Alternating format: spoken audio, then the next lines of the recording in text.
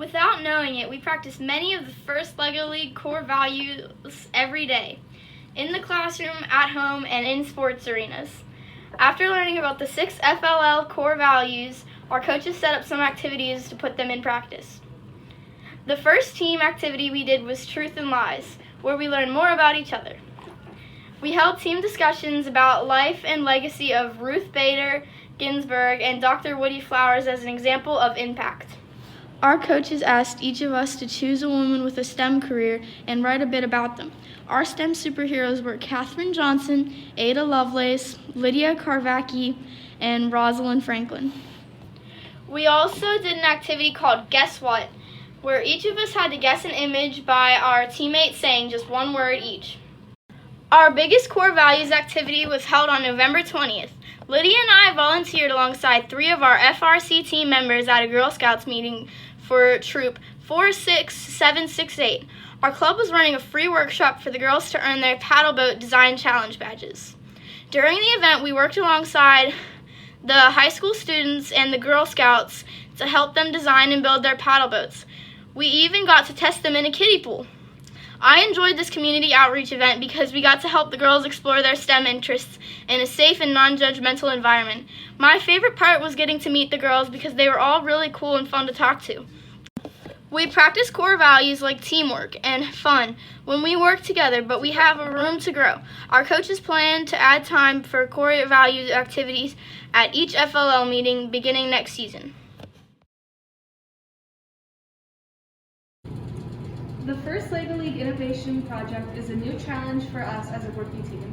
Unlike many projects, we had to choose both a challenge and a potential solution. All 4 of us are athletes playing soccer or volleyball as well as attending dance. We understand the benefits of physical activity, so the issue we decided to work on is a lack of physical activity can lead to health problems. We spent part of early meetings this season discussing potential ways to keep people active and avoid health concerns. Our initial ideas included public stationary robot that would play a game with you, VR, play a game and still get exercise, or a new sport.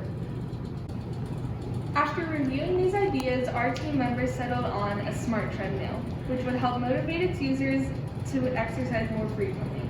We also wanted the treadmill to have an accompanying smartphone app to extend its usefulness outside of the home or gym. The initial list of features included sensors to monitor heart rate and how many calories you've lost, incline settings, a built-in fan, Bluetooth, built-in speaker, pre-programmed workouts, sync with fitness app, and it can fold up easily for storage.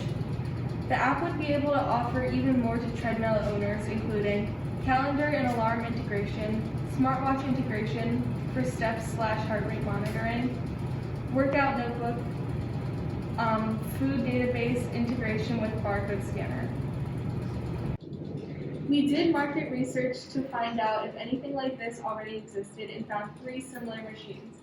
The ProForm 5000 treadmill is made by ProForm and retails for $1,500. The BowFlex treadmill is made by BowFlex and retails for $2,400. And the Peloton treadmill made by Peloton retails for $4,300.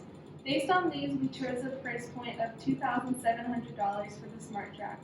Our machine would have the previous listed features and an app for a competitive price. I love the idea of combining technology with the fitness industry, said NASM certified personal trainer Michael Uremko. But technology is also the reason people lack motivation for exercise. We have such great power and information at our fingertips. Mr. Uremko suggested we keep our smart treadmill fairly standard, but encouraged us to look into curved and self-propelled designs. We came in a bit higher than his suggested price point of $1,500 to $2,500, but we all agreed that the app should be free. Mr. Uremko said that the app should also help with scheduling and finding out when people are most productive. Also, following trends for users could help with this as well. He was explaining that the app could look at something like workout timing while taking note of productive hours. For example, a user might not do their workout on a given day if they do not do it before work. The app could set custom reminders to encourage users to fit their workout into their morning schedule to increase the chances of it getting completed. Mr. Urenco closed by reminding us that the people who actually want to be in shape are already exercising. So we should be thoughtful with our marketing to find new ways to motivate people to want to change from within. One suggestion that came up was offering reduced health insurance rates to users in exchange for using the machine and app. After our interview, we decided to reduce the price to $1,500, which will lower the financial barrier to having a smart treadmill in your home while staying competitive with the ProForm 5000 model. We also want to add or upgrade features of our app, including information on corrective exercises and at-home solutions to common issues like lower back pain and shin splints. Walking just 3 days per week has proven to reverse the effects of type 2 diabetes. Combining the technology and fitness industries with a product like the Smart Track can help its owners increase their physical activity while reducing the chances of future health problems. We would like to see a device like the Smart Track in every home. As we are a rookie team, we were not sure where to start building our robot. We searched the LEGO Education website and found instructions to build robots there. We began with their driving base model. We added an axle to use as a pushing bar for the step counter. The base remained mostly unmodified for our first tournament. For the blast-off, we focused on missions that could be accomplished by just driving. These included step counter, the slide, passing under the pull-up bar, pushing the innovation project, and health units to the gray area around the bench. We ended with the robot dance. Our high score for the very first tournament was 195. As we got more familiar with the robot and coding, we added a gyro sensor as well as 2 removable attachments. One attached to the side and carried 13 cubes to the dump into the bocce bowl. The other was a vertical rack pinion lift to raise to the hoop for the basketball mission. We also added a vertical brick to tip the red and blue shared bocce cube.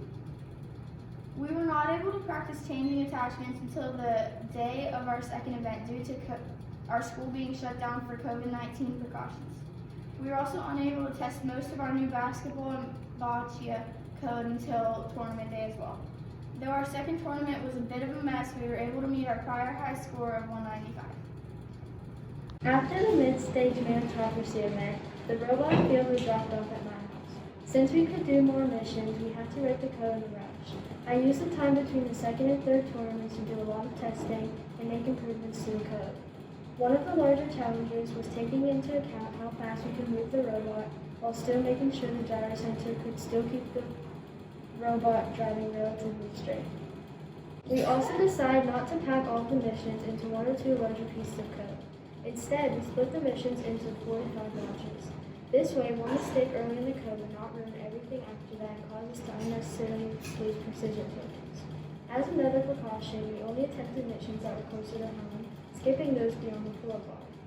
This way, we did not have to spend time driving down to the opposite side and back.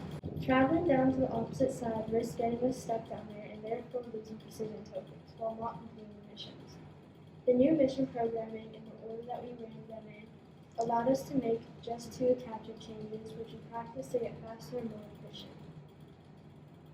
After realizing and developing these strategies, our team's high score went from 195 to 295 at the upper stage excellence event.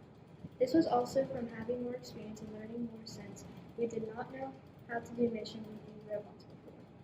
We are very proud of making it through all 4 runs without losing a single precision token. The FLL Grand Championship is just a few days away, and we made a few upgrades to the robot for our final event. We changed the gearing on the bocce cube jumper to increase our dumping speed and shave off 10 to 15 total seconds off our first launch.